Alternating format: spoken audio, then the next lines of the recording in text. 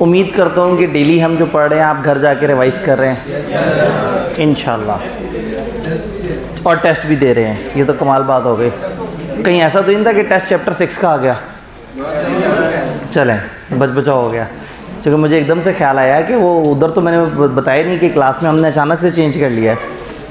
तो चैप्टर 7 में हमें परफॉर्मेंस समझ आई कि परफॉर्मेंस का मतलब है कि दो बंदे, दोनों ने एक दूसरे से रेसिप्रोकल प्रॉमिस किया हुआ है और दोनों अपने अपने हिस्से का काम कर सकते हैं।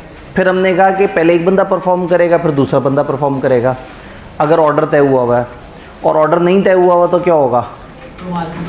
जो मार्केट में नॉर्म चल रही है हम उसको फॉलो करेंगे। फिर हमने कहा एक साइमल्टेनियस परफॉर्मेंस का रूल भी है कि दोनों ने मिल के परफॉर्म करना है, दोनों ने साथ साथ परफॉर्म करना है। तो आपने तब तक नहीं परफॉर्म करना जब तक दूसरा बंदा रेडी ना हो। तो अब हमें परफॉर्मेंस की जेनेरिक अंडरस्टैंडिंग बन गई है। अब हम परफॉर्मेंस में मज़ीद आगे आते हैं। चैप्टर 7 के बाद चैप्टर 6 काफ़ी आसान हो जाता है, चीज़ें इसमें थोड़ी सी क्लैरिफाइड हो जाती हैं। एक तो आप लोगों की अंडरस्टैंडिंग के लिए जो ग्रुप का मसला आया हुआ था, जो फर्स्ट ग्रुप फुल हो गया था, सेकंड ग्रुप कल भी ये मेरे पास स्लाइड गलत आ गई थी। तो ग्रुप 2 का QR कोड ये है और नीचे लिंक दिया हुआ है। तो जो लोग वही अच्छे कैमरों के साथ इसको स्कैन कर सकते हैं। जो ग्रुप 1 में उनके लिए ये नहीं है, ये उनके लिए जो क्लास का हिस्सा है फिज़िकली या ऑनलाइन, और उसके बाद उनको डाटा नहीं मिल रहा क्योंकि ग्रुप फुल हुआ हुआ है, वो ग्रुप में एंटर नहीं हो पा रहे। तो ये ग्रुप 2 का QR कोड है, वो कैमरे से स्कैन हो सकता है, वो यूट्यूब की वीडियो के ऊपर भी स्कैन हो सकता है। और इसी तरह से नीचे इसका टेक्स्ट दिया हुआ है, अगर किसी से स्कैन नहीं हो रहा तो ये वाला टेक्स्ट लिखेंगे तो बात बन जाएगी। तो इससे ग्रुप 2 में हमने उसके लिंक जगह जगह फॉरवर्ड तो किए हैं, लेकिन जो क्लास के एक्टिव स्टूडेंट्स हैं जो ग्रुप 1 तक नहीं पहुंच पा रहे, उनको ग्रुप 2 के लिंक का नहीं पता, तो ये लिंक जो है वो दे दिया है ताकि आप, मैं लेक्चर एंड पे भी इसको दोबारा से डिस्प्ले कर दूँगा। तो अगर आप में से किसी को चाहिए हो या ऑनलाइन चाहिए हो तो वो उसको स्कैन कर सकते हैं। पढ़ाई शुरू करते हैं। कॉन्ट्रैक्ट की परफॉर्मेंस, ये चैप्टर में पेजेस ज़्यादा हैं लेकिन बातें उतनी ज़्यादा नहीं हैं, और टेक्निकलिटी वाइज जो है वो एक दो चीज़ें इस तरह की हैं जिस पे डिस्कशन हो। परफॉर्मेंस ऑफ कॉन्ट्रैक्ट, एक कॉन्ट्रैक्ट को परफॉर्म कैसे करेंगे। कल हमने समझा कि कौन परफॉर्म करता है, किसके अगेंस्ट परफॉर्म करता है। परफॉर्मेंस अगर ज़्यादा बंदे दे रहे हों तो वो कितने बंदे परफॉर्म करते हैं, किसके अगेंस्ट परफॉर्म करते हैं। डिमांड करने वाले अगर ज़्यादा बंदे हों तो कितने डिमांड करते हैं और किससे डिमांड करते हैं। तो हम एक गोल्डन रूल पे पहुंचे थे कि सब्जेक्ट को तोड़ा नहीं जा सकता, ऑब्जेक्ट को तोड़ सकते हैं। तो अगर परफॉर्म करने वाले 2-3 बंदे हैं तो वो मिलके परफॉर्म करेंगे, जिसके अगेंस्ट परफॉर्म करेंगे वो कम बंदे भी हो सकते हैं, वो उनको तोड़ सकते हैं। डिमांड करने वाले जो डिमांड करेंगे वो मिलके करेंगे, और जिससे डिमांड करेंगे उसको तोड़ा जा सकता है। तो इसका मतलब है कि 2 एक्शन हो रहे हैं, एक परफॉर्मेंस और एक डिमांड फॉर परफॉर्मेंस। अब ICAP के पेपर में सवाल में आप ये देखेंगे कि एक बंदे ने या तो परफॉर्मेंस की होगी या एक बंदे ने दूसरे से परफॉर्मेंस डिमांड की होगी। तो आपने देखना ये है कि वो परफॉर्मेंस कर रहा है या परफॉर्मेंस डिमांड कर रहा है। परफॉर्मेंस कर रहा है तो जो परफॉर्मेंस कर रहा है वो कंबाइन करेंगे, और जिसके अगेंस्ट कर रहे हैं उनको तोड़ा जा सकता है। तो ये पास पेपर के बहुत सारे सवालों में आपको ये मिथ नज़र आएगी। उसकी जो वीडियो है अगर वो भी आपने देखी हो, या जब आप अपनी प्रैक्टिस कर रहे होंगे तो वो वीडियो भी आपको हेल्प करेगी, जिसमें हम ये देखेंगे कि बहुत ज़्यादा परफॉर्मर्स, बहुत ज़्यादा प्रोमिसर, बहुत ज़्यादा प्रोमिसीज होते हैं, तो फिर उसमें ये रूल अप्लाई होता है। अब कौन करेगा, किसके अगेंस्ट परफॉर्म करेगा, किस टाइम पे करेगा, किस डेट पे करेगा, नहीं करेगा तो क्या हो जाएगा, अगर प्रॉब्लम आएगी तो फिर क्या होगा। आज अब देखते हैं कि कॉन्ट्रैक्ट किस तरह से परफॉर्म होता है। Rather I would say contract किस तरह से डिस्चार्ज होता है। एक कॉन्ट्रैक्ट कैसे कैसे ख़त्म हो सकता है। वर्ड डिस्चार्ज ऑफ कॉन्ट्रैक्ट का मतलब है कॉन्ट्रैक्ट का कानूनी तरीके से ख़त्म हो जाना। चैप्टर 7 में हमने पढ़ा कॉन्ट्रैक्ट कैसे परफॉर्म हो रहा है, तो इस चैप्टर में हम पढ़ने की कोशिश कर रहे हैं कि कॉन्ट्रैक्ट कैसे डिस्चार्ज हो रहा है। लेकिन भाई शायद कोई सवाल पूछना चाह रहे हैं। जी, आप सब्जेक्ट और ऑब्जेक्ट अगर लिखना चाहें तो आप लिख सकते हैं, अदरवाइज़ आप ये कह सकते हैं जो भी सब्जेक्ट होगा, यानी फॉर एग्जांपल वो प्रोमिसर होंगे तो आप कहेंगे बाय रूल प्रोमिसर्स अलग नहीं हो सकते, ये मिलके परफॉर्म करेंगे। अगर डिमांड हो रही हो तो आप कहें बाय रूल प्रोमिसी इकट्ठे डिमांड करते हैं। लेकिन सब्जेक्ट ऑब्जेक्ट लिखने में भी मसला नहीं है, क्योंकि एक बंदा एक काम कर रहा है और दूसरे पे वो काम किया जा रहा है। तो कॉन्ट्रैक्ट का डिस्चार्ज, एक कॉन्ट्रैक्ट बन गया, चैप्टर 2 से लेके 5 तक बन गया, एसेंशियल पूरे हो गए, अभी कॉन्ट्रैक्ट ख़त्म कैसे होगा। कई तरीके से ख़त्म हो सकता है। अगर अचानक से ये इलीगल हो जाए तो कॉन्ट्रैक्ट ख़त्म हो जाएगा। अगर अचानक से इसमें कोई इम्पॉसिबिलिटी आ जाए, भाई कॉन्ट्रैक्ट बनते वक्त वो इलीगल नहीं था, कॉन्ट्रैक्ट बनते वक्त एक बंदे ने दूसरे से कुर्सियाँ ख़रीदने की डील की और अचानक से पाकिस्तान में कुर्सियों का बेचना बैन हो गया, गवर्नमेंट कोई नया लॉ ले आई और उन्होंने कहा अब कोई कुर्सियाँ नहीं बेचेगा, तो eight the time of making contract वो वैलिड था, लेकिन बाद में वो वॉइड हो गया। क्यों वॉइड हुआ? इलीगैलिटी की वजह से वो इलीगल हो गया। समटाइम इम्पॉसिबल हो जाता है। Eight the time of making contract वो चीज़ पॉसिबल थी, लेकिन बाद में कुछ ऐसा हुआ कि वो इम्पॉसिबल हो गया। समटाइम एक कॉन्ट्रैक्ट बना है और बीच में किसी ने गड़बड़ कर दी, ब्रीच हो गई। जब ब्रीच हो जाएगी तो क्या होगा? हम लोगों ने चैप्टर 9 में पढ़ा था कि जो मजलूम है उसके पास इख्तियार आ जाएगा कि वो कॉन्ट्रैक्ट को ख़त्म कर सकता है और कॉन्ट्रैक्ट को ख़त्म करने के बाद अपने राइट्स जो है ना वो उसको अवेल कर सकता है। तो इसका मतलब ये है कि कॉन्ट्रैक्ट ब्रीच भी हो सकता है, कॉन्ट्रैक्ट चलते हुए इम्पॉसिबल भी हो सकता है, कॉन्ट्रैक्ट चलते चलते इलीगल भी हो सकता है। कॉन्ट्रैक्ट के ख़त्म होने का एक तरीका ये है कि परफॉर्म हो जाए। परफॉर्म होने से भी तो ख़त्म हो जाएगा ना। ख़त्म होने का मतलब क्या है? डिस्चार्ज का मतलब है कि कॉन्ट्रैक्ट से रिलेटेड अब सारी राइट्स, सारी लाइबिलिटीज़ ख़त्म हो गई, जो जिम्मेदारियाँ थी अदा हो गई हैं या अब अदा करने की ज़रूरत नहीं है। तो एक कॉन्ट्रैक्ट जो लीगली एनफोर्सेबल होता है वो तो कॉन्ट्रैक्ट होता है, बट कॉन्ट्रैक्ट डिस्चार्ज होने का मतलब है कि अब कानूनी तौर पर उस कॉन्ट्रैक्ट की कोई हैसियत नहीं रही, उस कॉन्ट्रैक्ट को अब ख़त्म हो गया वो कॉन्ट्रैक्ट। तो कॉन्ट्रैक्ट ख़त्म हुआ इम्पॉसिबिलिटी से, कॉन्ट्रैक्ट ख़त्म हुआ इलीगैलिटी से, कॉन्ट्रैक्ट ख़त्म हो गया ब्रीच की वजह से, कॉन्ट्रैक्ट ख़त्म हो सकता है परफॉर्मेंस की वजह से भी। भाई ए ने बी को कुर्सियाँ देनी थी, बी ने उसे पैसे देने थे, उसने कुर्सी दे दी, उसने पैसे दे दिए, अब ये कागज़ बेकार हो गया है। जिस कागज़ पे कॉन्ट्रैक्ट लिखा हुआ था वो कागज़ अब डिस्चार्ज हो गया है। समटाइम पार्टीज़ आपस में म्यूचुअल एग्रीमेंट करके भी कॉन्ट्रैक्ट को चेंज कर लेती हैं। अगर म्यूचुअल एग्रीमेंट कर लें तो ओरिजिनल कॉन्ट्रैक्ट डिस्चार्ज हो जाता है और नया वाला कॉन्ट्रैक्ट बन जाता है। तो इस चैप्टर में इन्होंने इस तरह से एक मैप तो नहीं बनाया, लेकिन this chapter mainly deals with discharge of contract. Contract कैसे कैसे ख़त्म होता है उसके ऊपर बात की है। उसमें कॉन्सेप्ट है अटेम्प्टेड परफॉर्मेंस, जिस पे थोड़ी सी ज़्यादा डिस्कशन की है, और उसके बाद फिर अलग अलग मोड्स ख़त्म होने के बताए हैं। तो सबसे पहले समझते हैं परफॉर्मेंस ऑफ कॉन्ट्रैक्ट कैसे कहते हैं। कॉन्ट्रैक्ट डिस्चार्ज होने का मशहूर ज़माना तरीका कि कॉन्ट्रैक्ट परफॉर्म हो जाए। हमने बात की कि ए ने बी को कहा मैं तुम्हें कुर्सियाँ दूंगा, बी ने कहा मैं तुम्हें पैसे दूंगा। ए ने कुर्सियाँ दे दी और बी ने पैसे दे दिए, समझें कॉन्ट्रैक्ट परफॉर्म हो गया। जब कॉन्ट्रैक्ट परफॉर्म हो गया तो डिस्चार्ज हो गया, ख़त्म हो गया, अब उसमें कोई लीगैलिटी बाकी नहीं बची।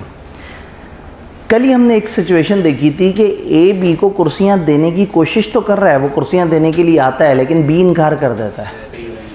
एक बंदा काम करना चाह रहा है और सामने वाला बंदा इनकार कर देता है। क्या रूल पढ़ा था फिर हमने कि अगर एक बंदा दूसरे को रोक देता है तो फिर अब वो दूसरा बंदा आज़ाद हो जाएगा और वो इसके ख़िलाफ़ कंपनसेशन कर सकता है। वो कह सकता है जी मैं रेडी था, मैं चीज़ सप्लाई कर रहा था, ऑर्डर ऑफ परफॉर्मेंस ये था कि पहले मैंने कुर्सियाँ देनी थी, बाद में उसने पैसे देने थे। तो कुर्सियाँ देने वाला कुर्सियाँ देने की कोशिश कर रहा है और दूसरे बंदे ने कुर्सियाँ रिसीव नहीं की, तो इसको हम कहते हैं अटेम्प्टेड परफॉर्मेंस। अटेम्प्टेड परफॉर्मेंस, कोशिश की है परफॉर्म करने की, लेकिन दूसरे बंदे ने आपको परफॉर्म नहीं करने दिया। चूँकि आपने कोशिश की, अब आप जिम्मेदारी से आज़ाद हो गए, अब आपके ऊपर किसी किस्म की कोई लीगल ऑब्लिगेशन नहीं है। बग़ैर कुर्सियाँ दिए आप अदालत में जाके कह सकते हैं कि मेरा इतने रुपए का नुकसान हो गया, आप कंपनसेशन मांग सकते हैं। किताब वो कहते हैं परफॉर्मेंस ऑफ कॉन्ट्रैक्ट कैसे कहेंगे? A contract is said to have been perform when the parties to contract either perform, या तो पार्टीज परफॉर्म कर लें और offer to perform their respective promises, या पार्टीज टू कॉन्ट्रैक्ट इसको परफॉर्म कर लें या ऑफर टू परफॉर्म करें। या तो परफॉर्मेंस दे दें या कहें कि मैं परफॉर्म करने लगा हूं और फिर दूसरा बंदा हो सकता है इनकार कर दे। तो परफॉर्मेंस से भी कॉन्ट्रैक्ट डिस्चार्ज हो जाएगा और अटेम्प्टेड परफॉर्मेंस से भी डिस्चार्ज हो जाएगा। तो आपसे कोई पूछे परफॉर्मेंस क्या है तो आप कहें परफॉर्मेंस या तो असल में परफॉर्मेंस है या अटेम्प्टेड परफॉर्मेंस है। असल में परफॉर्मेंस का मतलब है कुर्सी वाले ने कुर्सी दे दी, पैसे वाले ने पैसे दे दिए। और अटेम्प्टेड परफॉर्मेंस क्या है?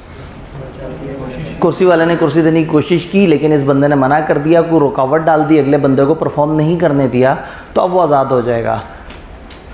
तो या तो आपने परफॉर्म करना है या ऑफर टू परफॉर्म करना है। किताब को लगा शायद बात नहीं समझ आई, उन्होंने फिर से समझाया। Parties to contract must either perform और offer to perform their respective promises. Contract की पार्टीज़ को या तो परफॉर्म करना है ये ऑफर टू परफॉर्म करना है अपने अपने हिस्से का promise, unless it is dispense with और excuse under the provision of this act और एनी अदर लॉ। हर पार्टी ने या परफॉर्म करना है या परफॉर्म करने की कोशिश करनी है, अनलेस कि आपको एक्सक्यूज़ दे दिया हो किसी लॉ ने। भाई ए ने बी को कुर्सियाँ सप्लाई करनी थी और कानून वालों ने कह दिया कुर्सियों की सप्लाई मना है, तो इसका मतलब है कि अब ए पे पाबंदी लॉ ने लगाई है, ए इज़ एक्सक्यूज्ड, अब ए के लिए परफॉर्मेंस देना ज़रूरी नहीं है। याद है हमने कहा था ब्रीच भी तब होती है जब एक बंदा अपने हिस्से का परफॉर्मेंस नहीं करता, अनलेस उन केसेस में जहाँ एग्जम्पशन मिली हुई है। तो एग्जम्पशन कहाँ मिली हुई है? जहाँ इलीगैलिटी आ जाए या इम्पॉसिबिलिटी आ जाए। इन दो केसेस में आप बाउंड नहीं है कि आपने अब परफॉर्म करना है क्योंकि लॉ ने या सिचुएशन ने आपको रोक दिया है। तो हर बंदा या तो परफॉर्म करेगा या ऑफर टू परफॉर्म करेगा, अनलेस कि उसको किसी लॉ वगैरह ने रोक दिया हो। तो परफॉर्मेंस का मतलब है एक्चुअल परफॉर्मेंस और अटेम्प्टेड परफॉर्मेंस। डन। परफॉर्मेंस की टाइप, क्या तो आपको लगा कि शायद उस जुमले में ना समझ आया हो, तो अब ये दो कैटेगरीज बना के समझाएंगे, एक्चुअल परफॉर्मेंस, अटेम्प्टेड परफॉर्मेंस।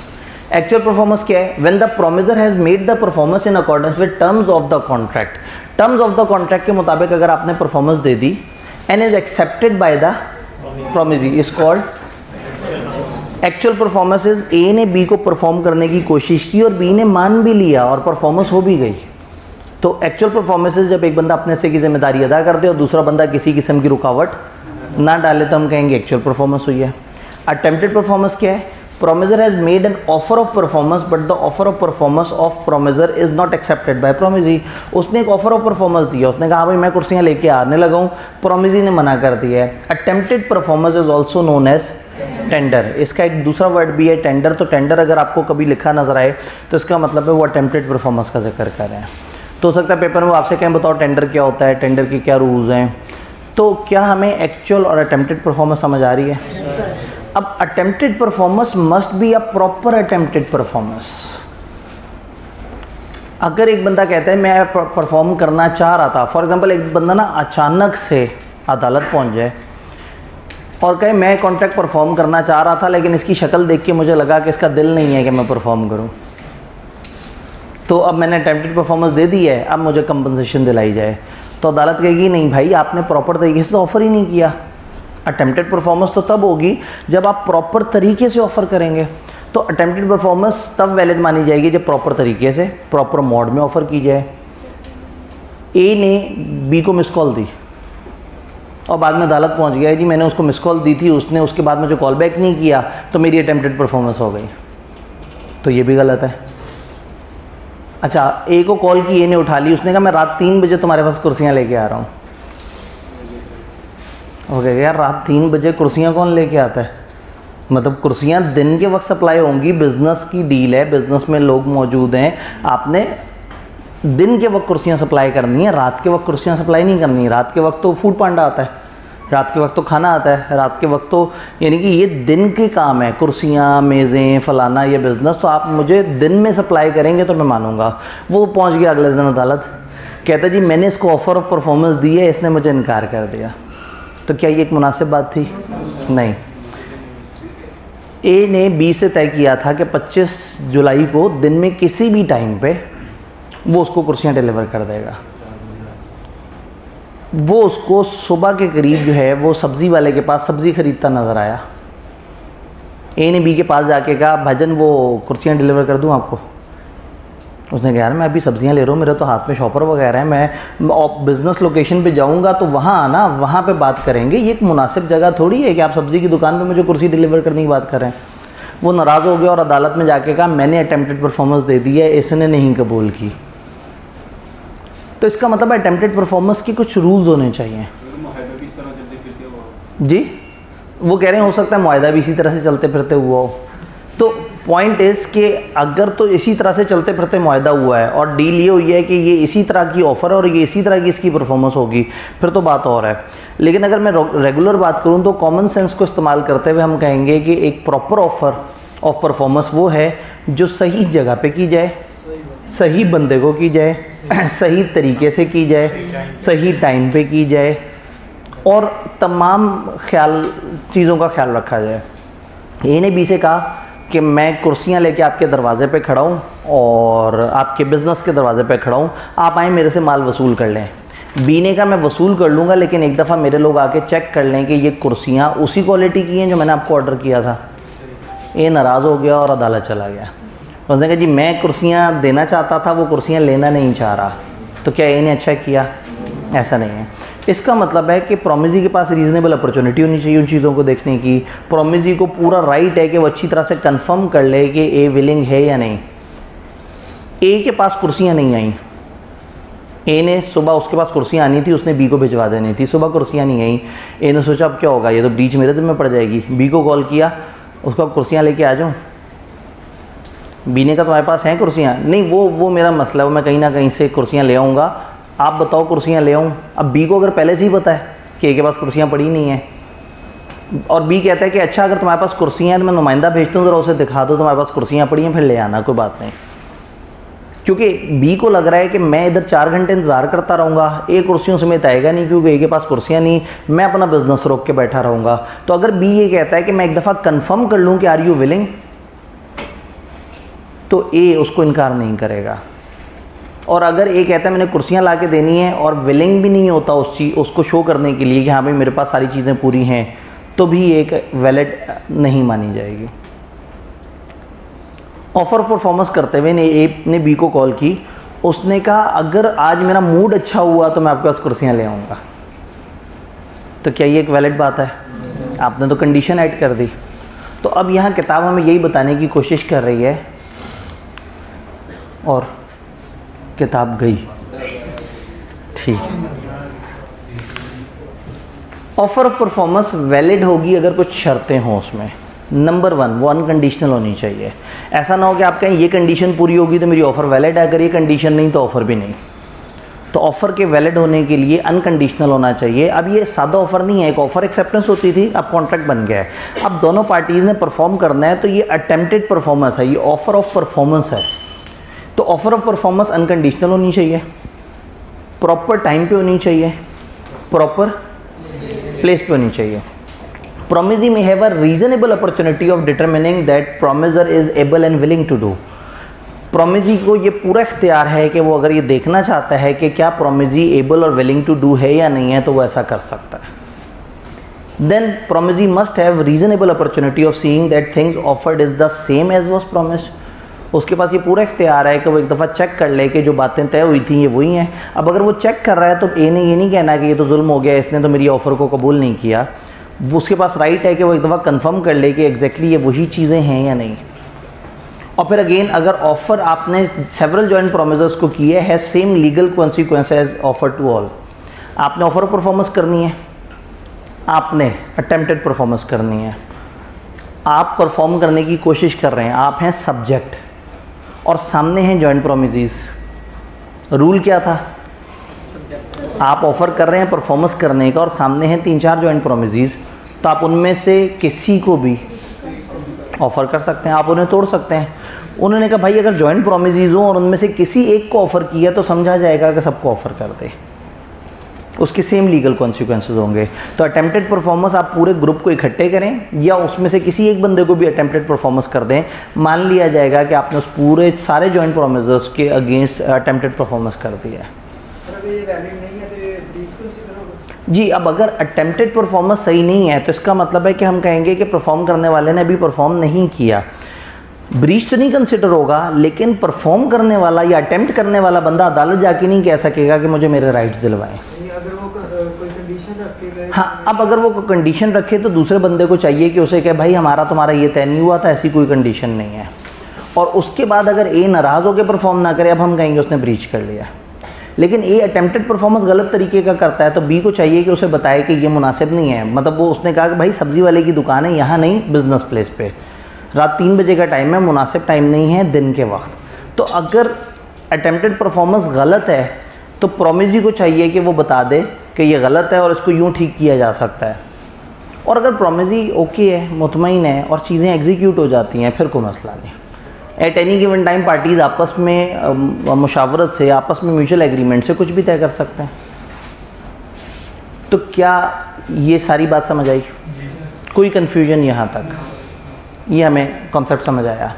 फिर आगे एक बड़ा मज़ेदार सा सिस्टम है, रूल्स ऑफ परफॉर्मेंस बताती है किताब हमें 3। इंटरेस्टिंग बात यह है कि इनमें से एक भी रूल हमने याद नहीं रखना, इसलिए नहीं कि गैर ज़रूरी हैं, इसलिए कि हम चैप्टर 7 में ये सारी बात पढ़ चुके हैं, इधर सिर्फ रिपीट हो रही है। तो चैप्टर 7 पढ़ने के बाद चैप्टर 6 में ये बड़ा फ़ायदा होता है कि कुछ चीज़ें आपको रिपीट होती हुई मिलती हैं। देख लेते हैं, हो सकता है कोई नई बात मिल जाए। If offer of performance has not been accepted by promisee, offer of performance दी प्रोमिजर ने, एक्सेप्ट किसने नहीं की? प्रोमिजी ने। Promisor is not responsible for non performance. उसने कहा मैं कुर्सियाँ लाना चाहता हूँ, बी ने मना कर दिया।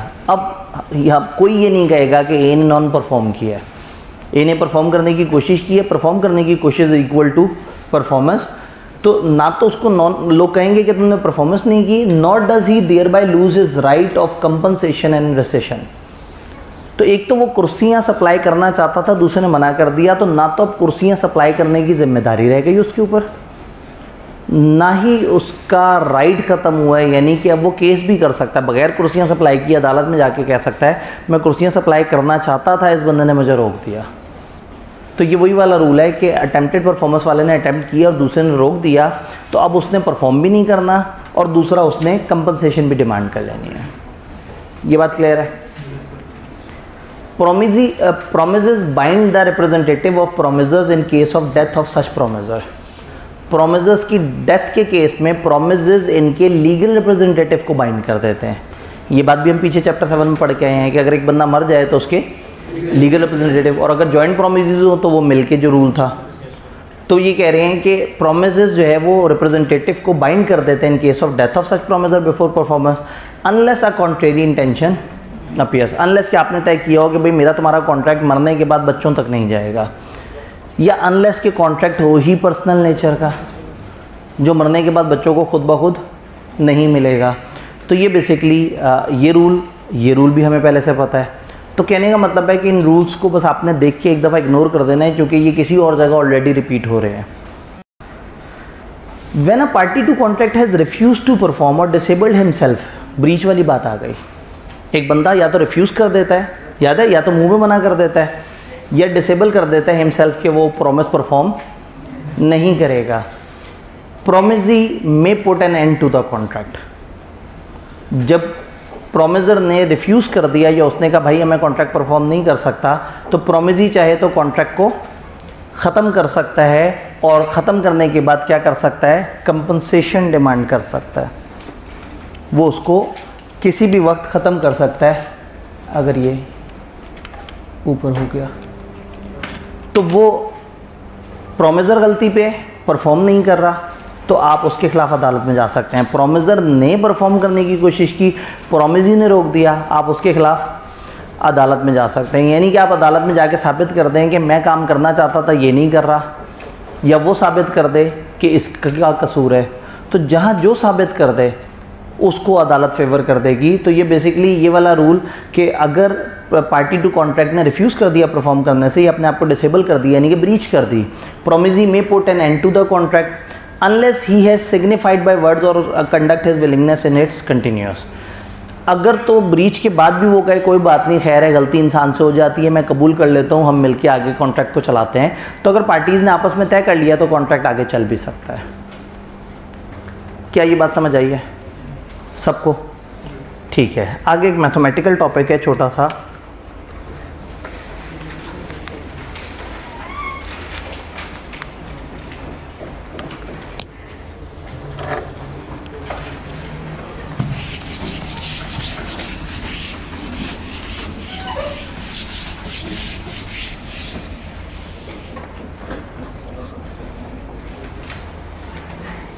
Appropriation of payment.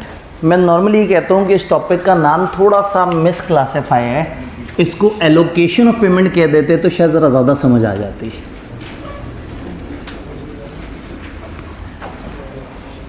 टॉपिक का नाम है एप्रोप्रिएशन ऑफ पेमेंट। असल में ये एप्रोप्रिएशन के बजाय एलोकेशन ऑफ पेमेंट है। होता ये है कि अगर एक बंदे ने दूसरे के बहुत सारे ड्यूज़ देने हो, तो फिर यहाँ लॉ हमें बताता है कि वो ड्यूज़ डिवाइड किस तरह से होंगे। एक बंदे ने दूसरे के बहुत सारे पैसे देने हैं, फ़र्ज़ करें 3-4 अलग अलग तरह के कॉन्ट्रैक्ट हैं, 3-4 अलग अलग तरह के पैसे देने हैं। अब वो बंदा पैसे लेके आता है, तो सवाल ये है कि वो पैसे कौन से कॉन्ट्रैक्ट के अगेंस्ट एडजस्ट होंगे, उसके कुछ रूल्स हैं।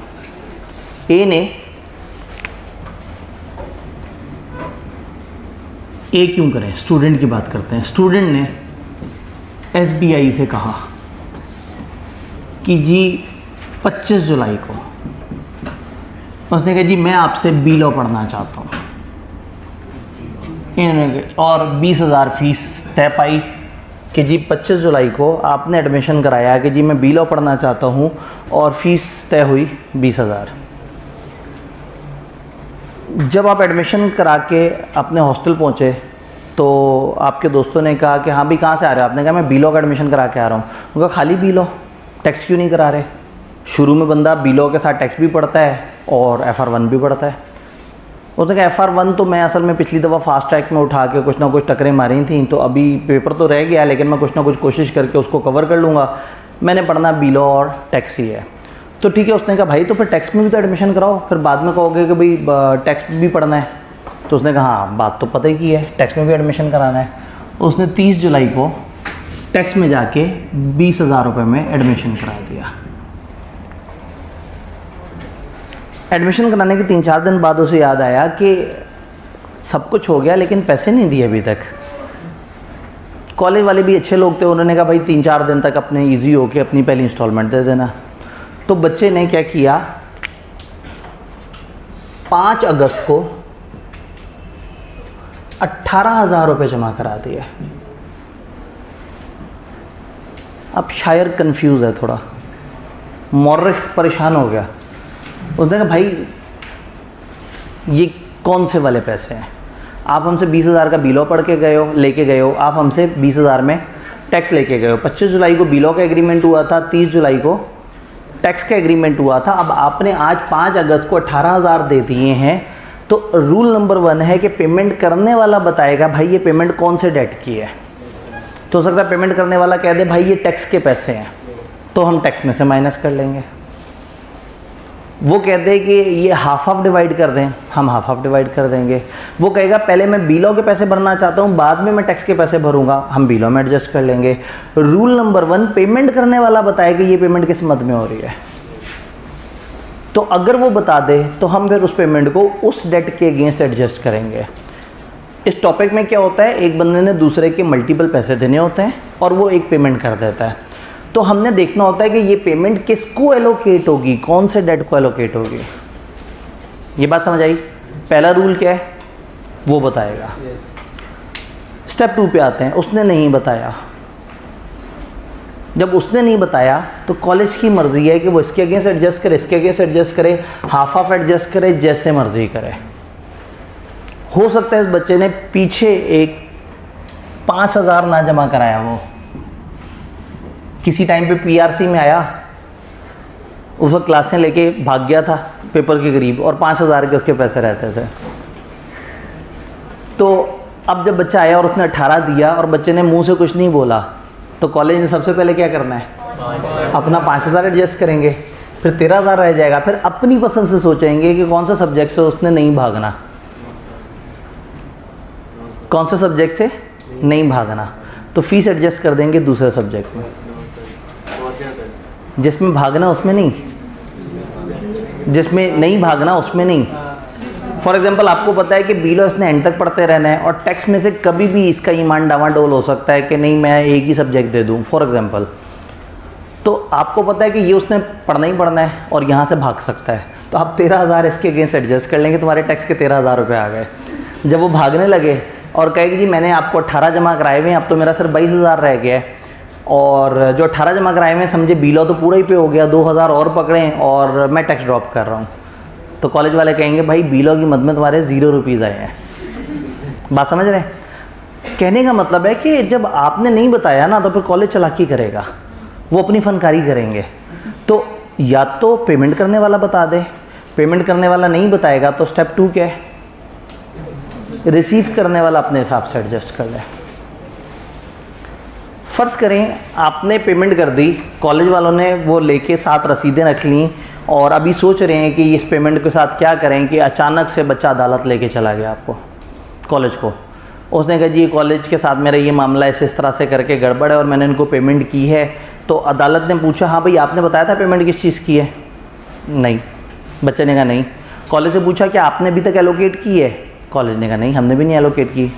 तो कोर्ट कहेगा कि अगर किसी ने एलोकेट नहीं की तो फिर टाइम एलोकेट करवाएगा, फिर FIFO फॉलो होगा। अकाउंटिंग में आपने पढ़ा हुआ है FIFO क्या होता है?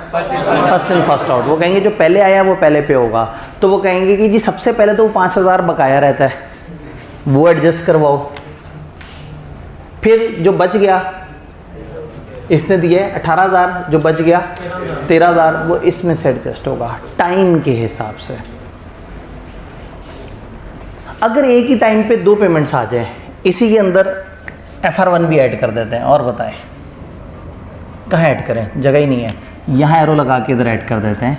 25 जुलाई को उस बच्चे ने FR1 में भी एडमिशन करा लिया और वो भी 20,000 का था। अब कहानी ये है कि उसने 5,000 पिछले सेशन का देना है, 25 तारीख को 20,000 की 2 पेमेंट उसकी ड्यू हुई हैं और 30 तारीख को एक 20,000 की पेमेंट ड्यू हुई है। ना उसने बताया ना कॉलेज ने बताया। तो तीसरा रूल क्या है?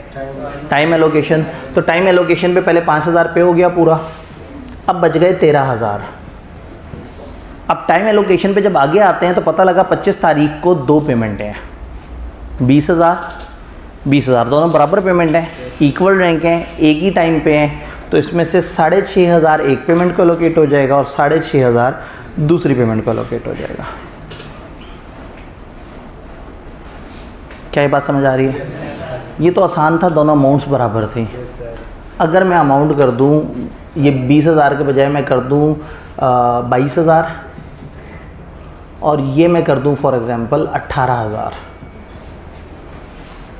वो गड़बड़ कर दी मैंने। ये नहीं काटनी थी, ऊपर वाली काटनी थी।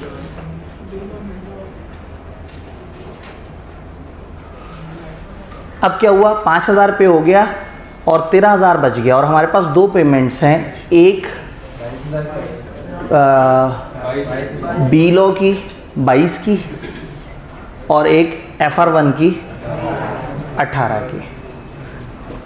हाथ में कितने पैसे हैं? 13,000। तो 13,000 अब इस रेशियो में डिवाइड होंगे, यानी 22 + 18 40। तो मैं कह सकता हूँ कि 13,000 मल्टीप्लाई बाय 22/40 और 13 मल्टीप्लाई बाय 18/40। क्या ये कैलकुलेशन सबको समझ आ रही है? तो अगर तो किसी ने नहीं बताया तो फिर फॉलो होगा टाइम का रूल फॉलो होगा, टाइम के हिसाब से तरतीब होगी। और अगर उस टाइम की तरतीब में 2 इक्वल स्टैंडिंग पेमेंट्स हैं, यानी कि सेम टाइम पे हैं, तो फिर प्रोपोर्शनेट हो जाएंगी, इक्वली डिवाइड नहीं होंगी, प्रोपोर्शनेट हो जाएगी। क्योंकि पीछे 20,000 सेम था तो दोनों की प्रोपोर्शन सेम बन गई थी, लेकिन अगर अमाउंट अलग अलग होगी तो उनकी प्रोपोर्शन अलग अलग। अब ये जो हमने इन रेगुलर के अलावा ये वाले को इंक्लूड किया है, ये जो रेगुलर पेमेंट्स हैं इनके अलावा किसको इंक्लूड कर सकते हैं? आप टाइम बार्ड वाले को भी इंक्लूड कर सकते हैं, बट डिस्प्यूटेड को इंक्लूड नहीं कर सकते। अगर एक पेमेंट में फड्डा है, झगड़ा है, उसको इंक्लूड नहीं कर सकते, लेकिन जो टाइम बार्ड है उसको ऐड कर सकते हैं।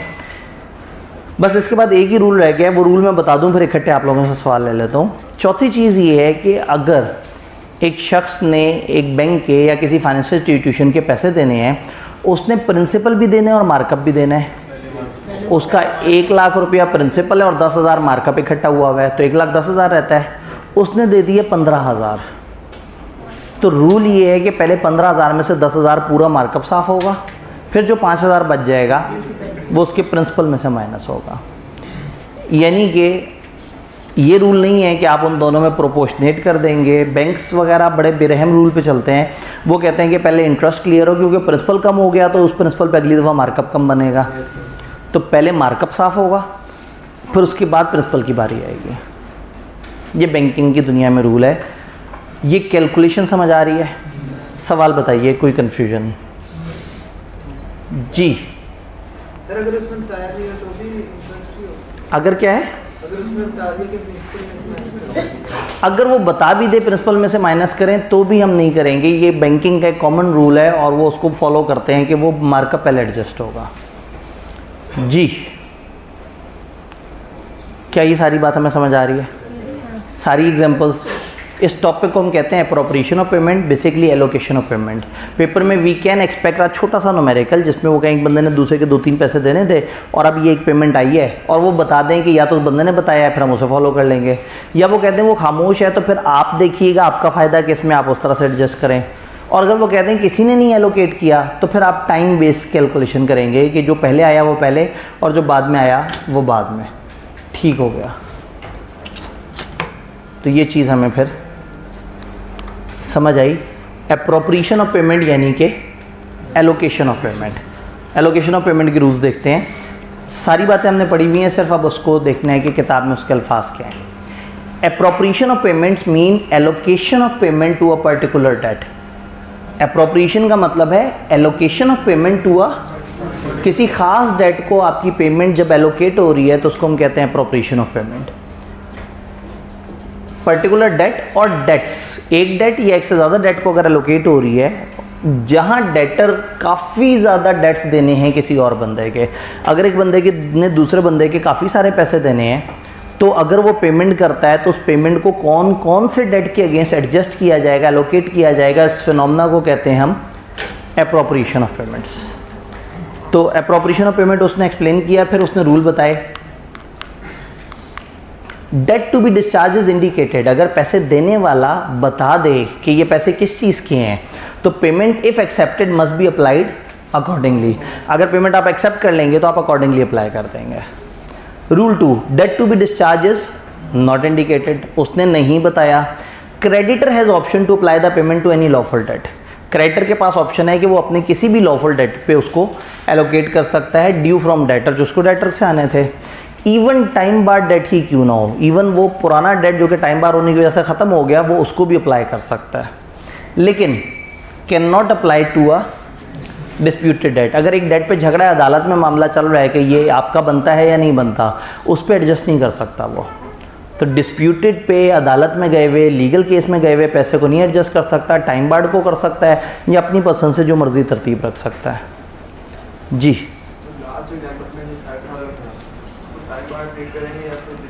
जी, अब अगेन हमने कहा कि पिछली दफ़ा वो 5,000 दिए बगैर भाग गया था। डिस्प्यूटेड ये नहीं होता कि एक बंदा पैसे दिए बगैर भाग जाए। डिस्प्यूटेड ये होता है कि एक बंदा कहे ये मेरे बनते ही नहीं पैसे, मैंने देने ही नहीं है, कानूनी तौर पे आप गलत पैसे मांग रहे हैं और फिर मामला अदालत में चल रहा हो तो अदालत जब कहेगी कि ये पैसे देने बनते हैं तो फिर वो लीगली जिम्मेदारी होगी। Neither party makes an appropriation, दोनों में से किसी पार्टी ने एप्रोप्रिएशन नहीं की। Payment shall be applied in discharge of debts in order of time. अगर किसी ने नहीं कहा तो in order of time follow होगा, whether or not they are time barred. अब टाइम बार्ड है या नहीं है इररिलेवेंट हो जाएगा, हम इन ऑर्डर ऑफ टाइम को फॉलो करेंगे। If debts are of equal standing, equal standing का मतलब है अगर वो सेम जगह पे खड़े हुए हैं, जैसे हमारी 25 जुलाई थी, 25 जुलाई पे 2 डेट्स एक साथ खड़े हुए थे। Payment be applied in discharge of each proportionately, payment हर किसी को प्रोपोर्शनेटली एलोकेट होगी। प्रोपोर्शनेट समझ आता है? जैसे हमने वो 18 और 22 की कैलकुलेशन की, या इवन दोनों 20-20 थे तो बराबर कैलकुलेशन कर ली। अगर प्रिंसिपल और markup both are due, principal भी ड्यू है और मार्कअप भी ड्यू है, तो मार्कअप पहले सेटल होगा और फिर प्रिंसिपल सेटल होगा। पहले मार्कअप फिर प्रिंसिपल। तो क्या एलोकेशन यानी कि एप्रोप्रिएशन ऑफ पेमेंट कवर हुआ? अब आते हैं इससे आगे। किताब हमें समझाना चाह रही है डिस्चार्ज ऑफ कॉन्ट्रैक्ट कैसे कहते हैं, और अल्हम्दुलिल्लाह आप लोगों को तो पहले से समझ आई हुई है कि बस पढ़ लेते हैं। A contract is said to be discharge, contract को हम कहते हैं कि वो डिस्चार्ज हो गया ईदर बाय परफॉर्मेंस, या तो परफॉर्मेंस हो जाए उसमें, या when contractual terms relation between the parties to contract are terminated, या तो परफॉर्म हो जाए या जो कॉन्ट्रैक्चुअल रिलेशन है वो टर्मिनेट हो जाए, ख़त्म हो जाए, और comes to an end otherwise, ये किसी भी तरीके से ख़त्म हो जाए। तो आसान अल्फाज में कॉन्ट्रैक्ट कब डिस्चार्ज होगा? जब परफॉर्म हो जाए, जब मनसूख हो जाए, या किसी भी और तरीके से जब ख़त्म हो जाए। तो इंतहाई आसान अल्फाज में कॉन्ट्रैक्ट के ख़त्म होने को डिस्चार्ज ऑफ कॉन्ट्रैक्ट कहते हैं। और मैंने आपको कुछ मोड्स बताए थे कि कैसे कैसे डिस्चार्ज हो सकता है। हमने कहा परफॉर्मेंस से डिस्चार्ज हो सकता है, अटेम्प्टेड परफॉर्मेंस से डिस्चार्ज हो सकता है, ब्रीच से डिस्चार्ज हो सकता है, इम्पॉसिबिलिटी से डिस्चार्ज हो सकता है, इलीगैलिटी से डिस्चार्ज हो सकता है, और पार्टीज़ मिल के आपस में एग्री करके ख़ुद से ख़त्म कर दें या ख़ुद से टर्म्स चेंज कर दें तो उस तरह से भी डिस्चार्ज हो सकता है। इलीगैलिटीज़ के बारे में आपको थोड़ा सा पता है, ऑब्जेक्ट्स वगैरह और वो वाली सारी बातें। आपको अटेम्प्टेड परफॉर्मेंस का पता है, आपको एक्चुअल परफॉर्मेंस का पता है, आपको ब्रीच का पता है। जो हमें अभी नहीं पता वो है कि डिस्चार्ज म्यूचुअल एग्रीमेंट से कैसे होगा और इम्पॉसिबिलिटी से कैसे होगा। तो आगे किताब यही दो तरह के डिस्चार्ज समझाएगी कि म्यूचुअल एग्रीमेंट से डिस्चार्ज कैसे होगा और इम्पॉसिबिलिटी से डिस्चार्ज किस तरह से होगा। म्यूचुअल एग्रीमेंट या कॉन्सेंट डिस्चार्ज कैसे होगा, इसमें 5 फिनोमेनाज होते हैं, 5 लफ्ज़ बोले जाते हैं, novation, rescission, alteration, remission, waiver.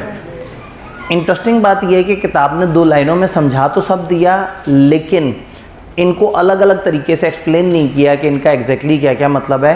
तो मैंने उन्होंने सेफर साइड ट्यूटर नोट में ये चीज़ डाली हुई है किताब में, और आप लोग जिनके पास किताब नहीं भी है तो गूगल ड्राइव का लिंक उस व्हाट्सएप ग्रुप में मौजूद है, आप वहाँ पे जाके और किताब को एक्सेस कर सकते हैं। तो ये ट्यूटर नोट है, not part of syllabus but part of understanding. तो खुदा ना खास्ता अगर आपसे इन 5 के बारे में अलग से वो पूछ लें, ये सोच के कि बच्चे ने 2 जुमले पढ़े हैं उसे समझ आ गई होगी, तो इसलिए एहतियातन दे दिया है कि अगर आपसे पूछ लिया जाए तो आप लिख सकें, क्योंकि वो तो कह देंगे हमने ऊपर बता दिया था। अब एक कॉन्ट्रैक्ट म्यूचुअल एग्रीमेंट से कैसे कैसे डिस्चार्ज हो सकता है, इसके 5 तरीके हैं। एक तरीका बहुत ही आसान सा तरीका कि रिसेशन हो जाए। ए ने बी से कहा था मैं आपको कुर्सियाँ दूंगा और आप मुझे पैसे देंगे, बी ने कहा था हाँ मैं पैसे दूंगा। At the time of performance A ने बी से रब्ता किया, उसने कहा जी वो कुर्सियों में ना थोड़ा सा डिले है तो मैं बड़ा माजरत खा हूँ, मार्केट में मिल नहीं रही, मैं सोच रहा था मैं आपसे पूछ लूँ कि क्या थोड़ा बहुत डिले चल जाएगा। बी ने कहा यार यकीन करो मैं तुम्हें खुद कॉल करने वाला था, मैंने कहा कहीं तुम ब्रीच सुन के भाग ना जाओ, यार पैसे मेरे पास भी नहीं है, कुर्सी ने इस वक्त मैं भी ख़रीद नहीं पा रहा, जज्बाती होकर कॉन्ट्रैक्ट तो कर लिया था लेकिन ज़रूरत नहीं है। तो उसने कहा यार फिर एक दूसरे से शर्माना कैसे, मिल के कॉन्ट्रैक्ट किया था ना, और मिल के दोबारा कागज़ पे लिख देते हैं कि हम कॉन्ट्रैक्ट अपनी पसंद से ख़त्म कर रहे हैं। तो पार्टीज़ टू द कॉन्ट्रैक्ट अगर खुद ही से ही बाहमी एग्रीमेंट से अपने ही किए हुए कॉन्ट्रैक्ट को खुद ही मनसूख कर दें तो ये रिसेशन है, cancellation of a contract by mutual agreement of parties. Parties जो है उसकी म्यूचुअल एग्रीमेंट से कॉन्ट्रैक्ट को ख़त्म कर सकते हैं। ये बात समझ आई। फिर वो एक और काम भी कर सकते हैं, अल्ट्रेशन भी कर सकते हैं। फॉर एग्जांपल ए ने बी से कहा कि जी कुर्सियाँ अभी सप्लाई नहीं हो पा रही, मैं 10 दिन तक सप्लाई करूँगा। बी ने का मसला कोई नहीं, काम करते हैं हम इकट्ठे होते हैं, जहाँ कॉन्ट्रैक्ट में लिखा था ना तुम 25 जुलाई को कुर्सियाँ सप्लाई करोगे, वहाँ लिख देते हैं 5 अगस्त को सप्लाई करोगे। क्या तुम मुतमईन हो? उसने कहा मैं मुतमईन हूँ। वहाँ तारीख चेंज की, 25 जुलाई के बजाय 5 अगस्त लिखा, दोनों ने साइन कर दिए। हम कहते हैं कॉन्ट्रैक्ट में अल्ट्रेशन हो गई है। अल्ट्रेशन क्या होता है? जब एक एग्जिस्टिंग कॉन्ट्रैक्ट के टर्म्स या उसमें कोई चीज़ दोनों की रजामंदी से चेंज हो जाए। अगर किसी एक ने चेंज कर दिया तो वो तो फ्रॉड है। अगर दोनों ने बाहमी रजामंदी से कॉन्ट्रैक्ट के टर्म्स को आपस में चेंज कर दिया तो इसको हम कहते हैं अल्ट्रेशन।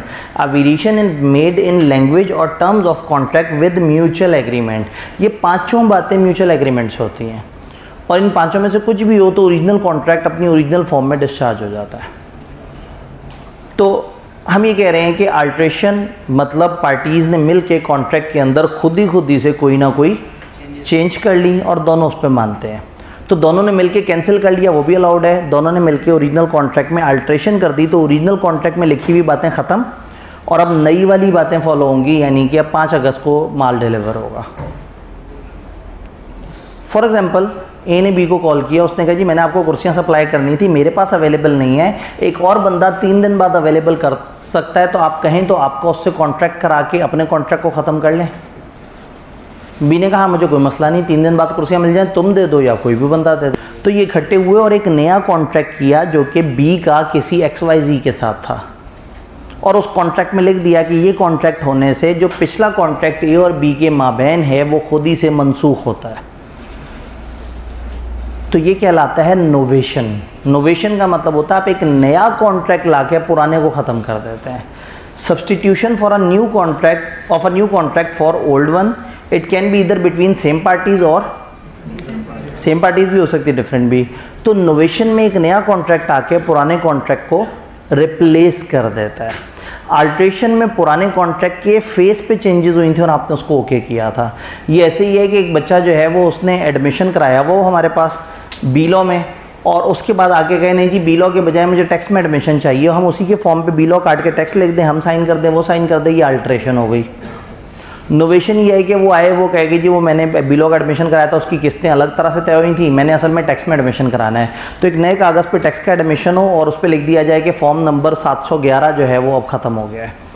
तो एक नया कागज़ पुराने कागज़ को रिप्लेस कर दे नोवेशन, पुराने कागज़ पे आप चेंजेस कर दें अल्ट्रेशन, और उस कागज़ को दोनों मिल के मनसूख कर दें रेसेशन।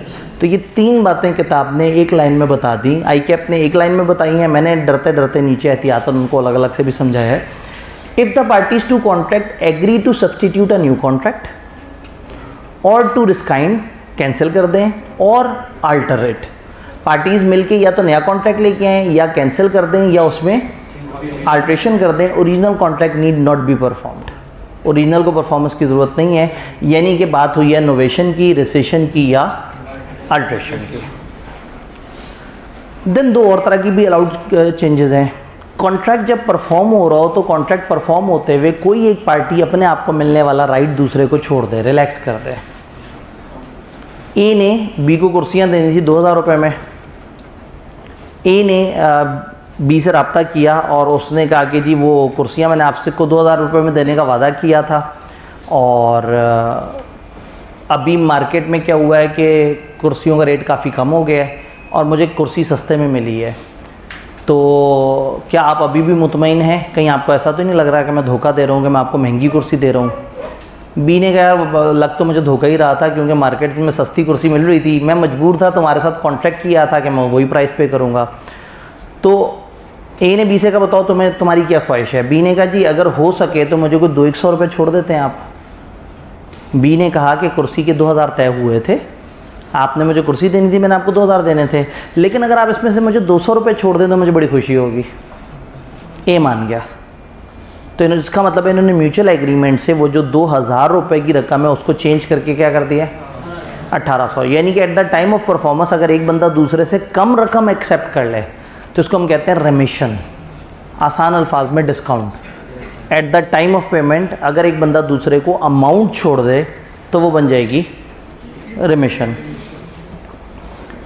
फॉर एग्जांपल इसी केस में ए ने बी को कुर्सियां सप्लाई करनी थी 10 और रेट तय हुआ था 20,000 रुपया।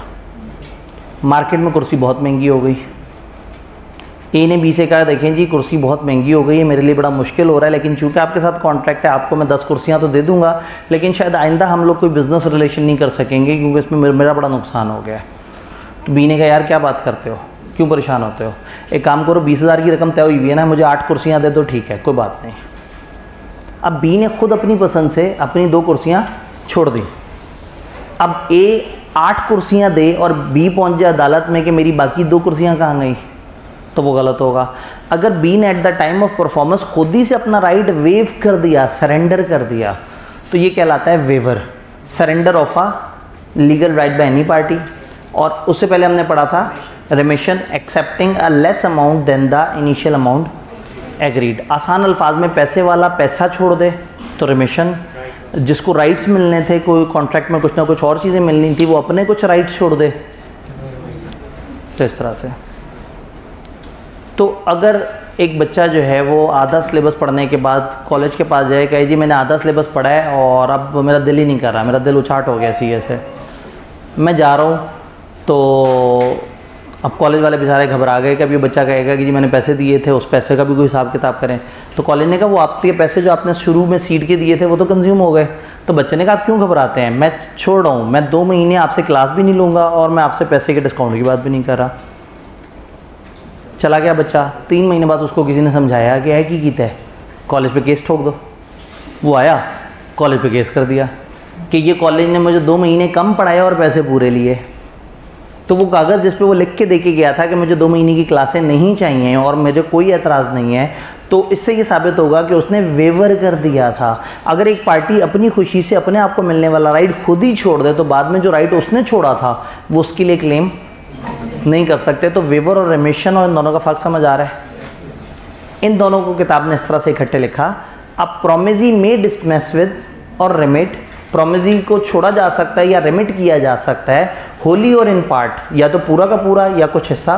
The performance of the promise made to him और may extend the time for such performance, या तो उसको कोई चीज़ डिस्पेंस विद रिलैक्स की जा सकती है या कुछ रेमिट डिस्काउंट किया जा सकता है, पूरा भी और इन पार्ट भी किया जा सकता है, या उसको कोई टाइम दिया जा सकता है इस परफॉर्मेंस के लिए, और may accept instead of it any satisfaction which he think fit, और जो तय हुआ था उसके अलावा कुछ भी अगर वो सेटिस्फेक्शन में एक्सेप्ट करना चाहे, कुछ भी कम एक्सेप्ट करना चाहे जो उसे मुनासिब लग रहा है तो ये अलाउड है।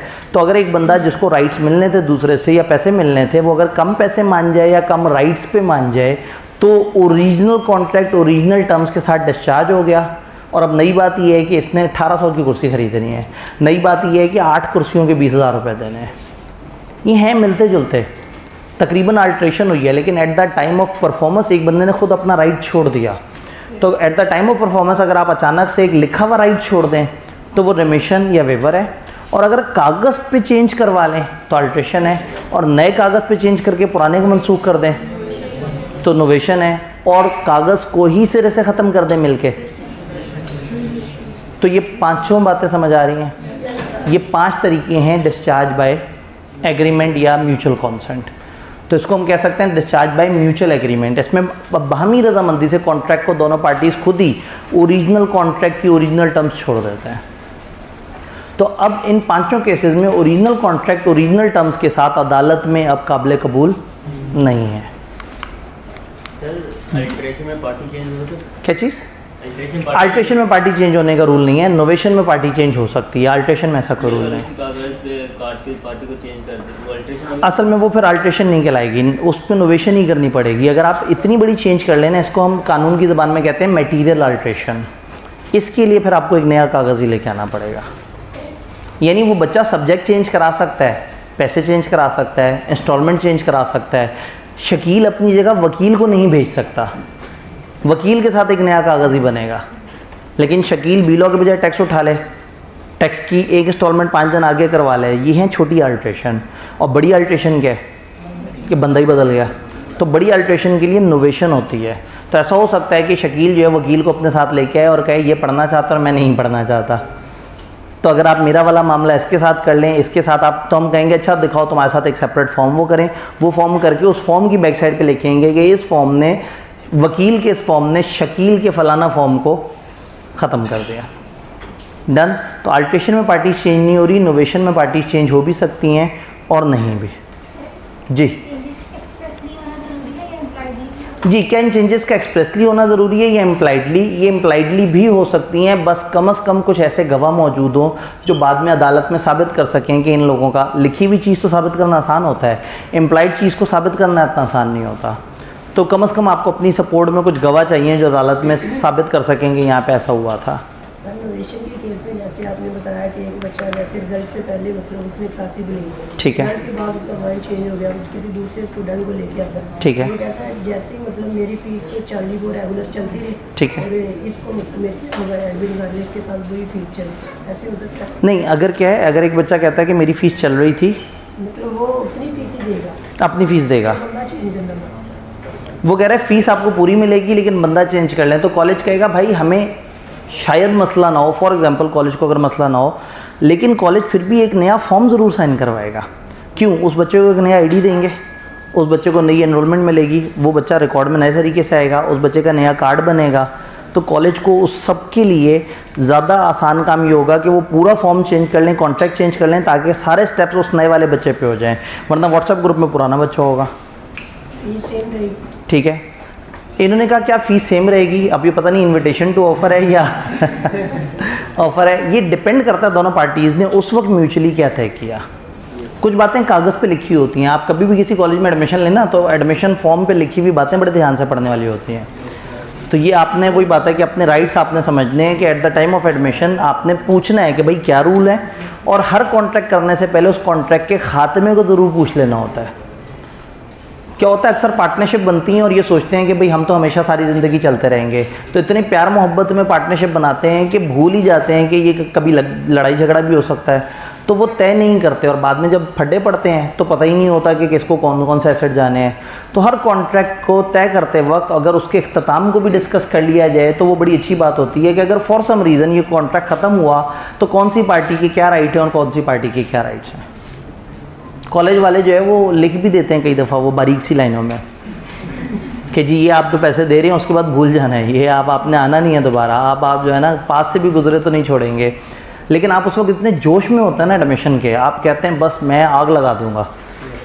ताज़ा तो आपने पोस्ट देखी होती है 21 साल की एज में बंदा सीए कर गया होता है, तो वो कल से बेचारे ना बच्चे शदीद परेशान है। वो मतलब एक गरीब करके 21 साल की एज में सीए क्वालिफाई, अब सारे बंदे उसके पीछे पड़े, वो कह रहे नहीं ये पैदा होने से पहले इसने सीए शुरू कर दिया होगा, फलाना हो गया होगा। तो सम टाइम कुछ लोग थोड़ा सा फास्ट ट्रैक फॉलो करते हैं, वो कुछ क्लासेस स्किप करते हैं और ज़ाहिर है वो बचपन से अच्छा बच्चा रहा होगा तो वालिदैन ने भी एक आध क्लास जम करवा दी होगी, तो अच्छी एज में एफएससी कर ली होगी। और दूसरा ये कि फिर बच्चे काउंट कर रहे हैं कि अभी तो आर्टिकल्स और ये आर्टिकल्स में इतना टाइम लगता है फलाना, तो वो आर्टिकल्स अभी उसके गालबन ख़त्म नहीं हुए होंगे, आर्टिकल्स चल रहे होंगे, उसने पहले अपने 2-3 अटैम्प्ट दे के क्वालिफाई कर लिया होगा। लेकिन बच्चों में गम और गुस्से की लहर पाई जाती है, मतलब बजाय इसके कि बच्चे मोटिवेट होंगे, देखा मतलब जो कमिटेड हो वो कर सकता है, वो कह रहे हैं ये गलत है, ऐसे लोगों को सीए में नहीं आना चाहिए, क्यों आ जाते हैं खाम खा। अच्छा अक्सर बच्चे लिख रहे थे मैं तो अभी 22 साल का हूँ तो मैं तो अभी कैफ कर रहा हूँ, तो ये जुल्म है। तो वो जो है ना कल एहतजाज, भरपूर एहतजाज नज़र आया, जो है ना वो सोशल मीडिया पे आवाम बहुत दुखी हो रही थी। अच्छा जी, contract with need not be perform, वो कॉन्ट्रैक्ट जो परफॉर्म करने की ज़रूरत नहीं है। ये बात भी अगर मैं आपको बताऊँ कि आपने पहले से पढ़ी हुई है तो आप में खुशी की लहर दौड़ जाएगी।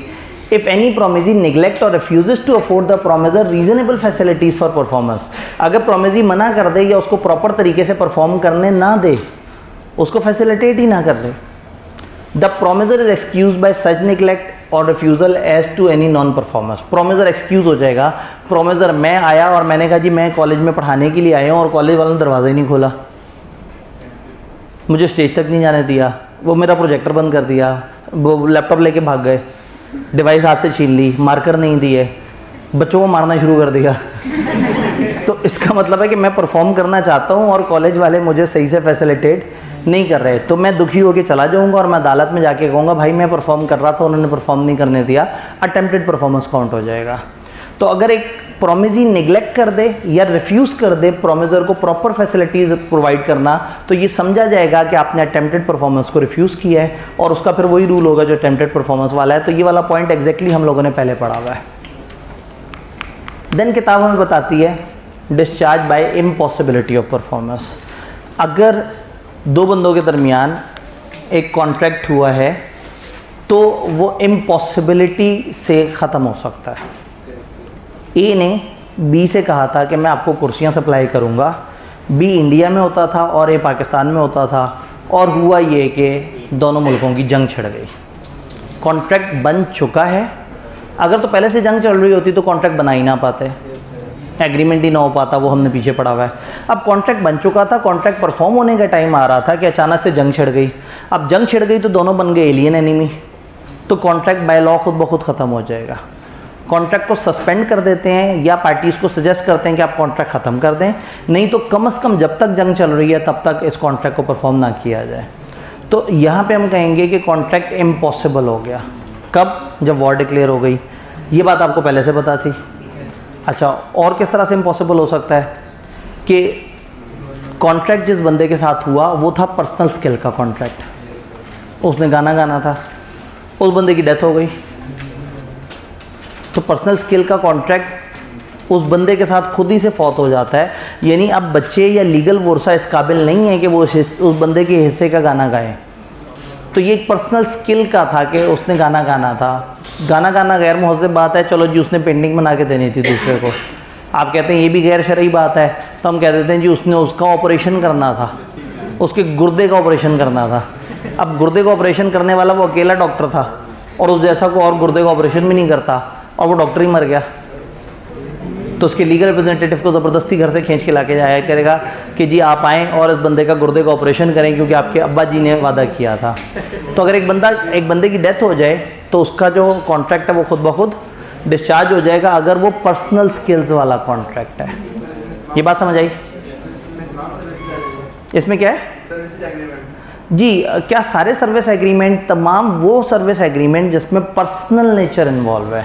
कुछ ऐसी सर्विसेज होती हैं जो बड़ी मिलती जुलती सी होती हैं। फॉर एग्जांपल, अगर एक बर्गर वाले से आपने तय किया कि आप बर्गर देंगे, तो जो उसका बर्गर बनाने वाला है अगर वो फौत हो जाए और एक दूसरा बर्गर वाला थोड़ा सा हल्का फुल्का कम क्वालिटी का बर्गर बना दे, तो ये गुड्स और सर्विसेज की मिक्सिंग है।